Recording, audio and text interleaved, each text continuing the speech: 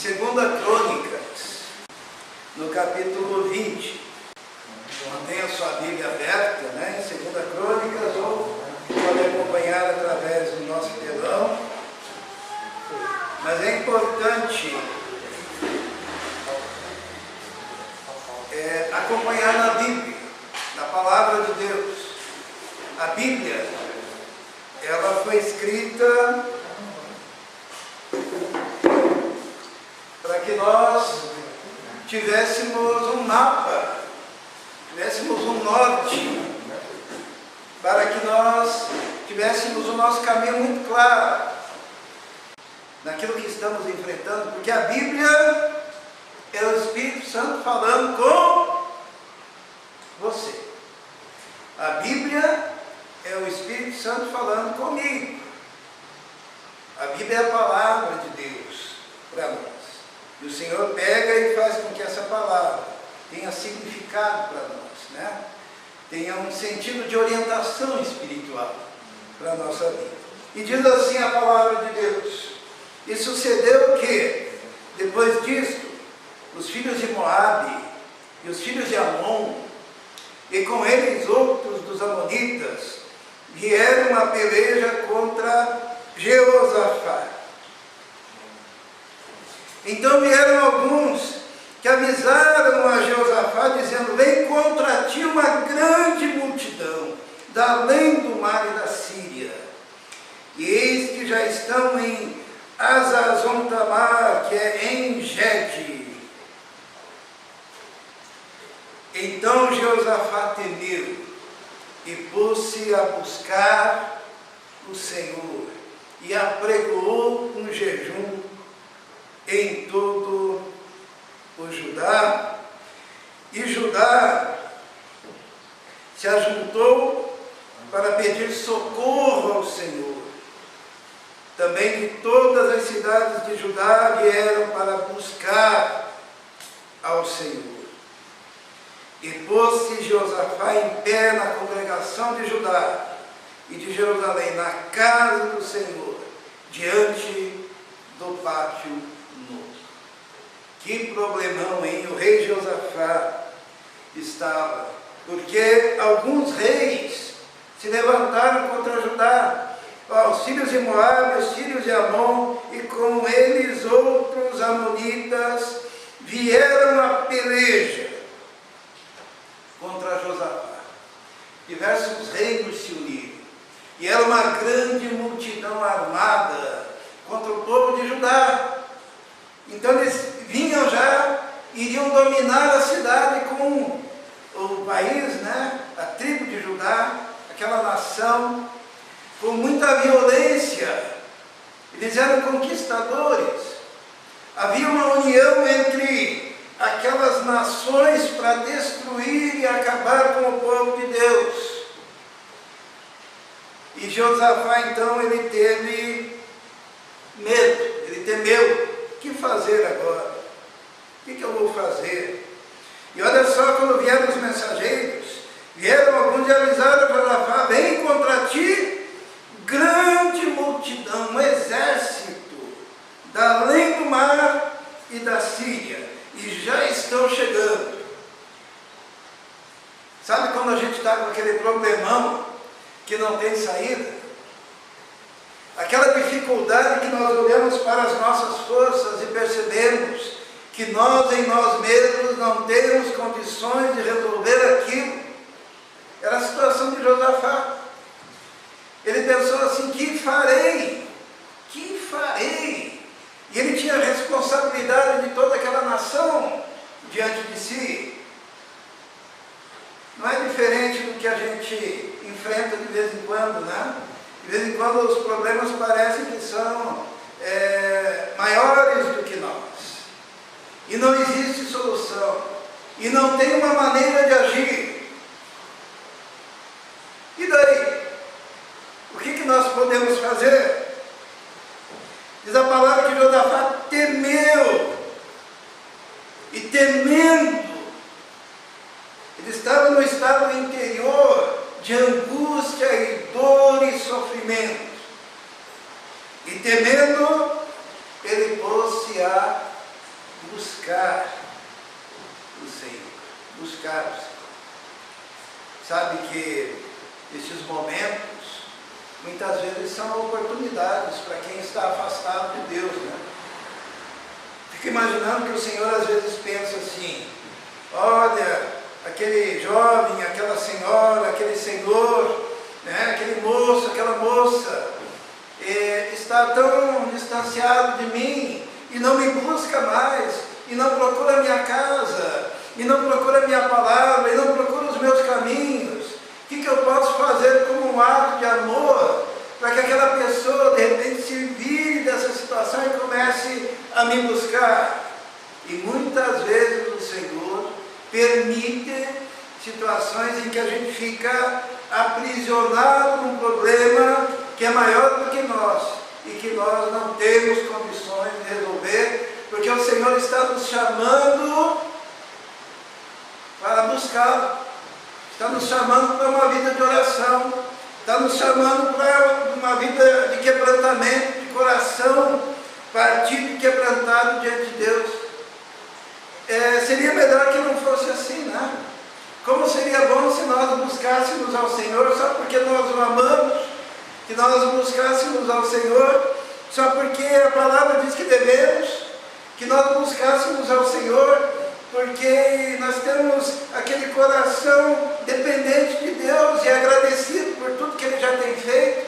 Se nós buscássemos ao Senhor em todas as situações, seja nas montanhas ou nos vales, nos momentos bons, nos momentos ruins, fosse tudo igual, mas nem sempre é assim conosco. Eu nunca me esqueço quando eu tive um problemão, mas um problema enorme, e nós estávamos reunidos ali naquela área, num culto de oração, e eu falei, eu não disse o problema, mas eu falei, eu estou com um problema, não tenho como resolver. Eu prego todo domingo que Deus é aquele que trabalha em nosso favor. E daí eu disse, olha, eu queria que os irmãos orassem. E é muito interessante que um por um, na hora que eu sempre digo, você tem um motivo de oração, você tem um motivo de oração, você tem um motivo, você tem um pedido de oração. E naquela noite todos disseram, eu vou orar pelo pastor. E foi tão maravilhoso que eu saí com Israel para abastecer o carro depois do culto, e Deus agiu tão poderosamente que resolveu aquela questão impossível. Naquele mesmo dia, naquele mesmo final de semana. Deus é bom, Deus age, Deus opera dessa maneira. E Josafá estava numa situação também de aprisionamento. Que farei? E ele então temeu e passou a buscar ao Senhor. E apregoou o jejum. O jejum muda Deus? Não, o jejum não muda Deus. A gente tem que entender que jejum, na Bíblia, não é para a gente fazer chantagem com Deus, que nem quando o cara está preso, daí ele faz uma greve de fome para ver se ficam com pena dele e tiram ele da cadeia. Não. Jejum é um sentimento interior de tristeza, e quando a pessoa está angustiada, ela deixa de se alimentar para se dedicar tão somente a olhar para o Senhor e falar para o Senhor daquele problema que ele está enfrentando. Quando a gente está com um grande problema, a gente até perde a fome, né? Não é assim? E quando a gente está com um grande problema, a gente pode dizer, olha, eu vou me vestir de saco, não precisa se vestir literalmente, mas eu vou me humilhar e jejuar perante o Senhor. E foi o que Josafá fez. E diz a palavra de Deus que Judá se ajuntou para pedir socorro. Pedir socorro. E aqui o que eles fizeram? Estavam numa situação complicada, eles não esperaram o exército chegar. Eles se reuniram para pedir socorro, socorro a quem pode livrar, socorro ao Senhor, pedir socorro, reconhecer a fragilidade, não têm condições, reconhecer que estão esgotadas as possibilidades, reconhecer que agora somente o Senhor pode agir. E eles foram pedir socorro, e muitas cidades vieram para buscar o Senhor e pedir socorro ao Senhor. E pôs-se Josafá em pé na congregação de Judá e Jerusalém, na casa do Senhor, diante do pátio novo. Irmãos, semana passada a gente falou que tinha aqueles bottoms, Cristo sim, igreja não, né? E hoje nós vivemos uma época dos desigrejados, daqueles que apesar do Senhor Jesus ter formado a sua igreja, o Senhor ter estabelecido a sua igreja, o Senhor ter falado que sobre Ele mesmo, que é a rocha, seria estabelecida a igreja. Apesar da igreja ser mencionada em todo o Novo Testamento, e Paulo ter fundado igrejas locais em todos os cantos, apesar disso, tem muita gente hoje em dia que pensa que não precisa de igreja. São os desigrejados. Mas é na casa de Deus, é no meio do povo de Deus. Ali a gente se reúne, ali a gente busca a Deus em comunhão. A gente busca em casa, nós buscamos no quarto, nós oramos no caminho do trabalho, nós oramos em todas as situações, mas Deus se alegra quando o povo de Deus está reunido. Eu perdi a conta de quantos textos que nós já lemos aqui pregando, em que no momento de dificuldade Deus, através do profeta, mandava o povo se reunir para buscar o Senhor. É importante estarmos em comunhão. Por isso que um dos ataques maiores no momento no mundo é pelo fechamento das igrejas. No mundo, não é aqui no Brasil não, para que as igrejas fechem, para que as igrejas se tornem inoperantes. Casa de Deus, povo reunido, na igreja do Senhor, igreja local, como diz a Bíblia, porque se você lê a Bíblia, você não precisa nem ler os versículos, você lê só o enunciado. Paulo escrevendo à igreja que está em Éfeso, Paulo escrevendo à igreja que está em Colossos, Paulo escrevendo à igreja que está lá em Corinto, Paulo escrevendo à igreja da Galácia. Por quê? Porque tinha igreja local para tudo quanto é lado. E Deus tinha esse propósito, por isso que está lá na Bíblia. E o povo, na hora do problema, se reuniu na casa do Senhor, diante do pátio novo. E disse, Josafá, o líder, o rei, orou. Essa oração é muito importante, irmãos, porque ela desvenda algumas coisas. E a primeira coisa que ela desvenda, a oração de Josafá, é essa daqui, ó. Ele disse: Ah, Senhor, Deus de nossos pais, porventura não és tu Deus nos céus? Não és tu que dominas sobre todos os reinos das nações? Na tua mão está a força e a potência, e não há quem te possa resistir. Primeira coisa, para resolver aquele problema, porque vinha aquela nação contra o povo de Deus, aquele homem orou tendo conhecimento profundo de Deus. Ele diz: porventura tu não és Deus nos céus, e tu não és aquele que domina todos os reinos da terra? O que ele está dizendo aqui? Ele está dizendo que Deus, Ele é Deus do céu e da terra. Tem gente que acha que Deus é só Deus lá no céu, e daí ficam aqui tentando alcançar o Deus que está lá no céu, fazendo rituais para esse Deus transcendente, para ver se Ele tem um pouquinho de misericórdia e desce aqui um pouquinho na terra para nos ajudar. É uma visão pagã. Mas Deus é Deus nos céus, mas é o Deus das nações, é o Deus que domina aqui na terra. Ele é transcendente, mas Ele é imanente. Ele é o que está aqui agora. Quando Jesus veio a esse mundo, Ele escolheu o nome. Qual o nome? Emanuel. O que significa? Deus conosco. Deus que se fez carne. Quando Jesus vai ao céu, Ele diz: não vos deixarei órfãos, enviarei o Paráclito, o Espírito Santo, para que fique com vocês para sempre.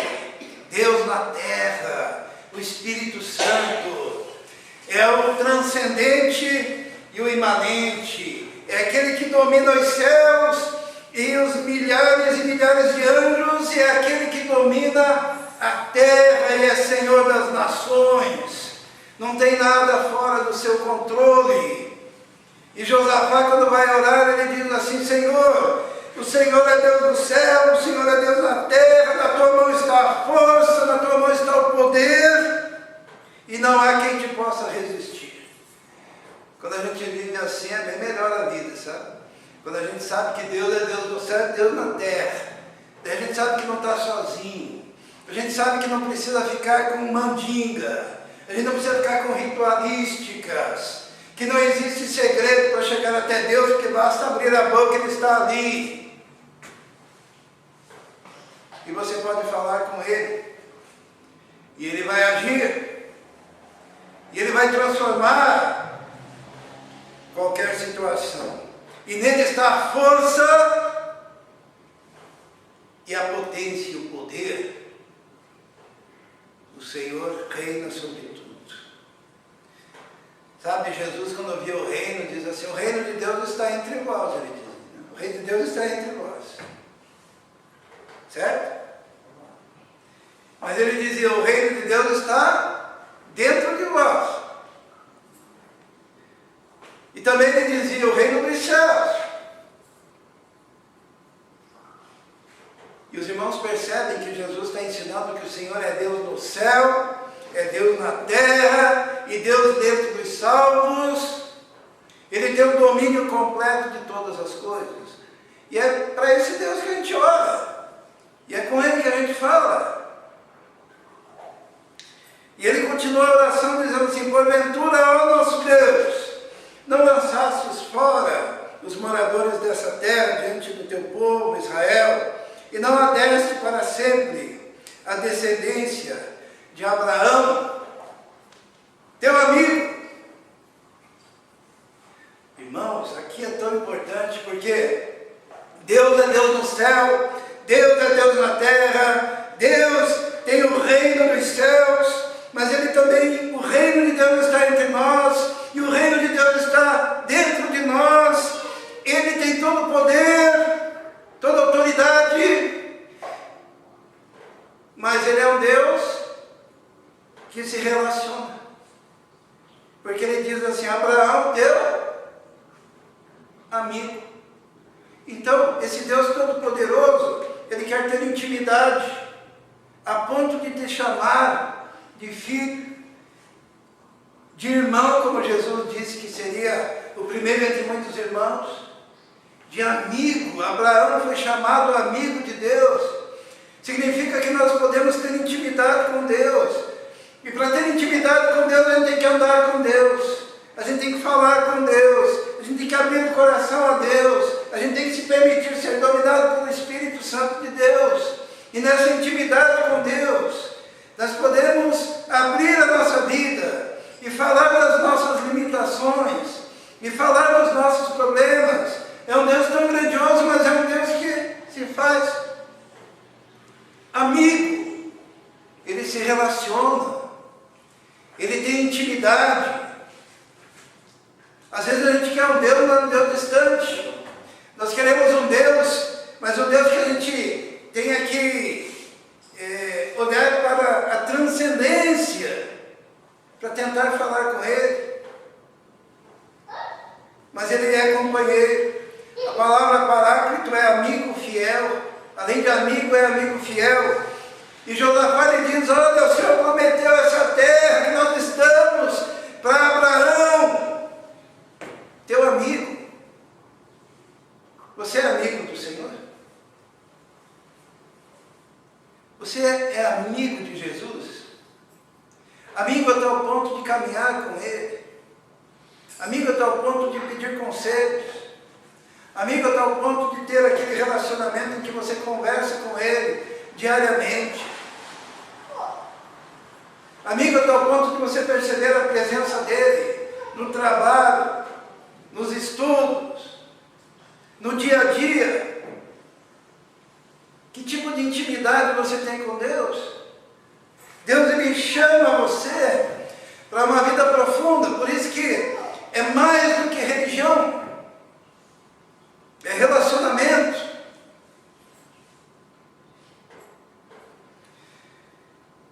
E ele continua a oração dizendo: e habitaram nela, edificaram-te, nela um santuário ao teu nome, dizendo. Ele começa a dizer o que Deus havia prometido. Ele fala assim: olha, essa terra o Senhor prometeu a Abraão, teu amigo, e aqui nessa terra a gente construiu um templo, e quando esse templo foi edificado, o Senhor prometeu que quando a gente orasse, o Senhor ouviria. E ele diz assim, que orando dentro da casa de Deus, diz assim, ó, se algum mal nos sobrevier, espada, juízo, peste ou fome, nós nos apresentaremos diante desta casa e diante de ti, pois teu nome está nessa casa, e clamaremos a ti na nossa angústia, e tu nos ouvirás e nos livrarás.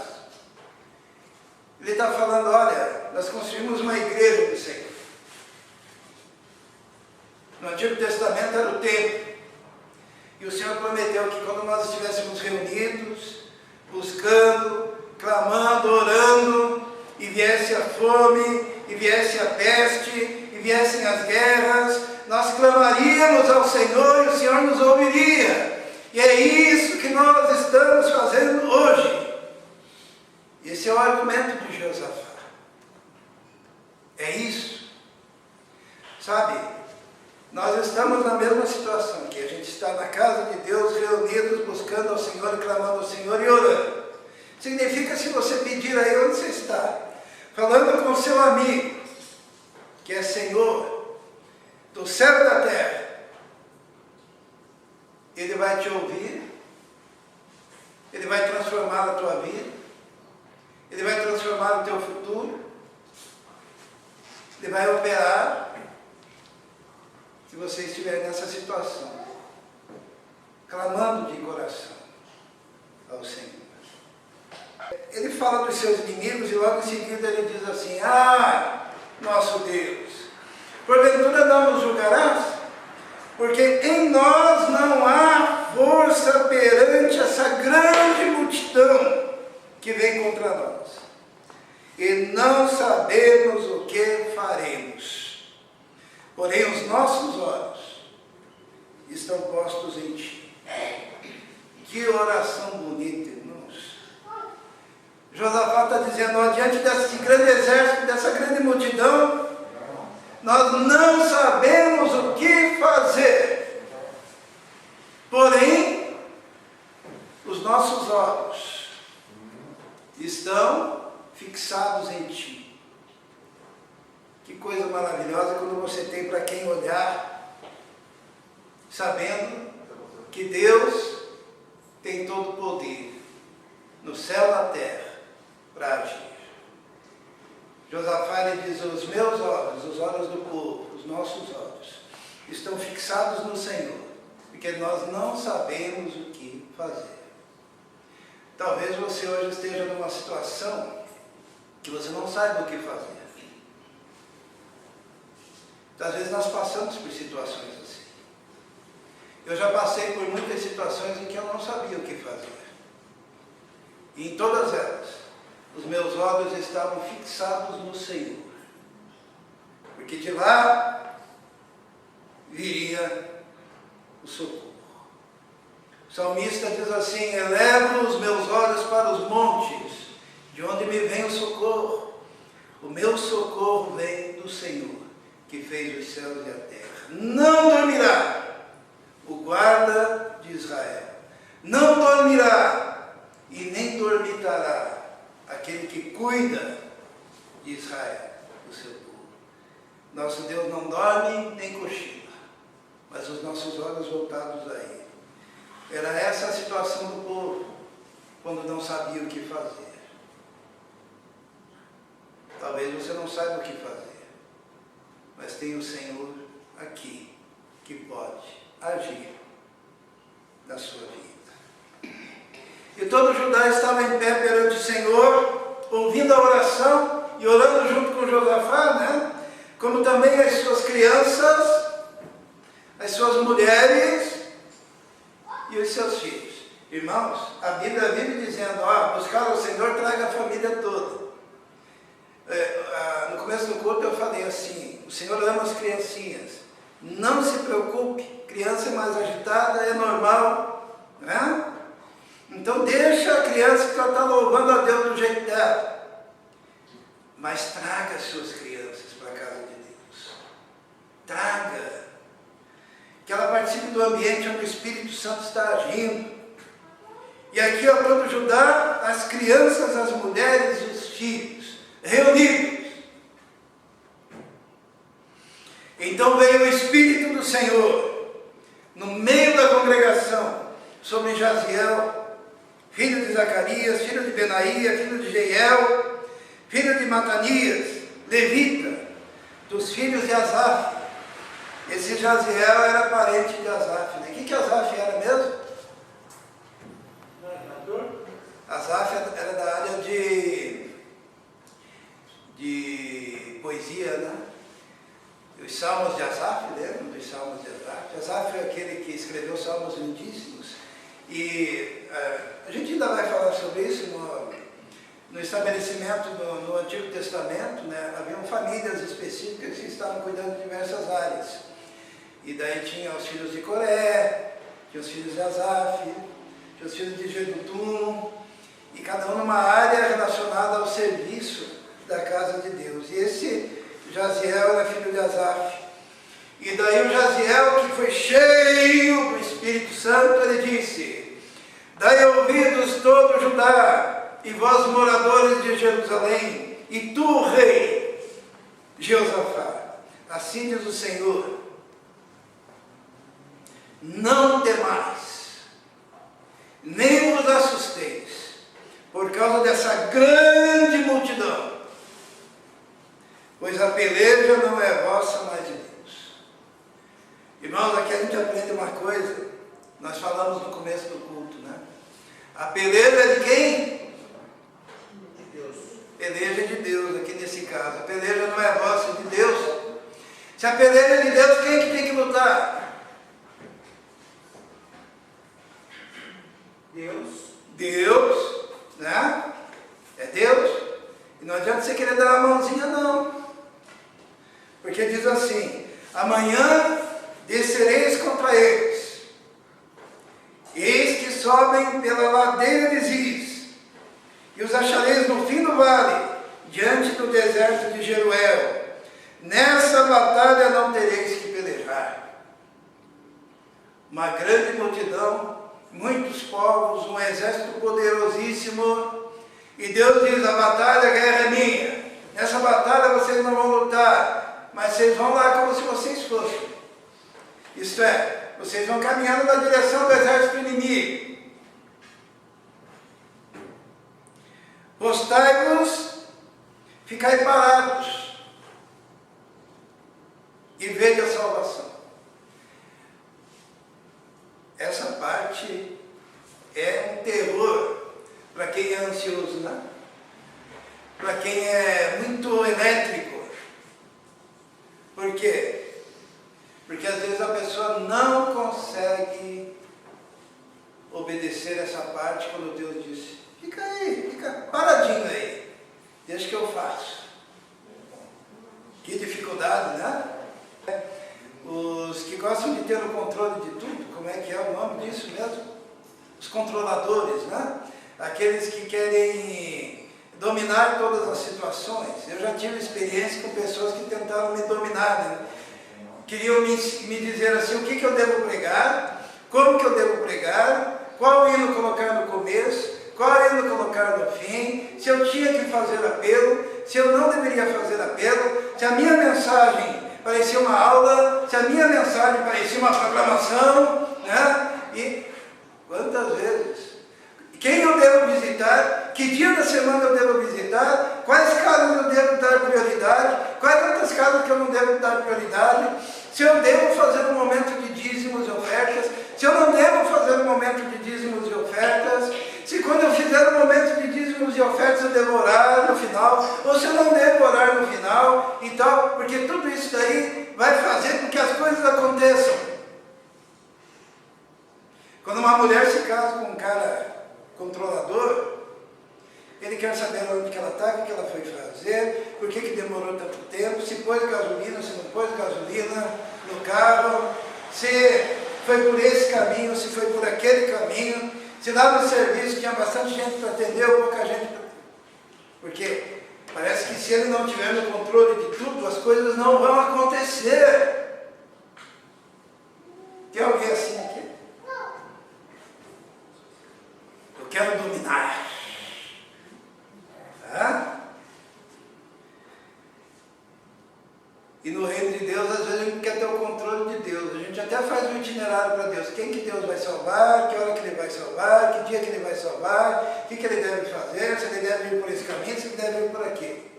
Na verdade, irmãos, Deus disse assim, a batalha não é sua. Então, hoje eu quero que você fique parado. E veja